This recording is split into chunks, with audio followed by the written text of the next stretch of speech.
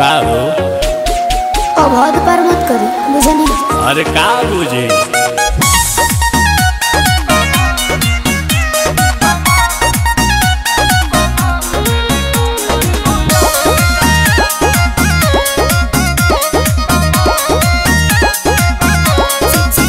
शीतलहरी में बहरी न जाइए पिया, इस शरीर को समीर न बनाइए पिया। शीतलहरी में बहरी न जाइए पिया, इस शरीर का समीर न बनाइए पिया।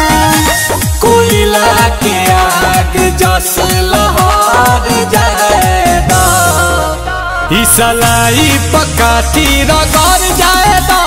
कमर में दिसंबर गुजार जाएगा, गरम हट के आहट भीतर जाएगा। कमर में दिसंबर गुजार जाएगा।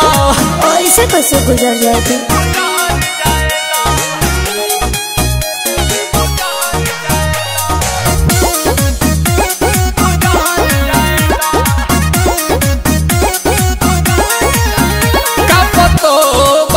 चापतो बारू आग पुअरा के तू तापतो बारू।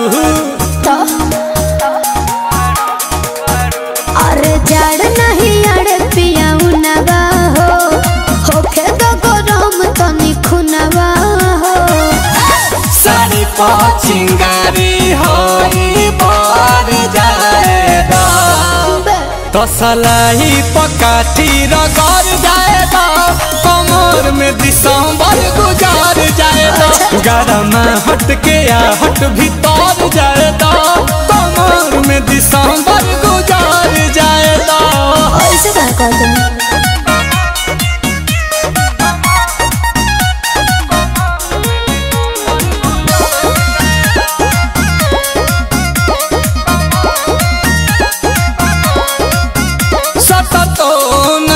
हटतो नहीं खू, प्यार हमारा से बटतो नहीं खू। हाँ। अरे बात मानो पिया नील कमल हो, देह बरफ जस जमल हो।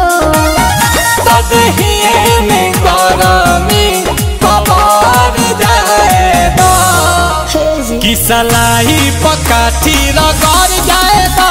कमर में दिसंबर गुजार जाएगा, गरम हट के आहट भीतर जाएगा। तो कमर गुजार जाएगा। अब हद पार मत करी, बुझे नहीं? अरे तो चलो।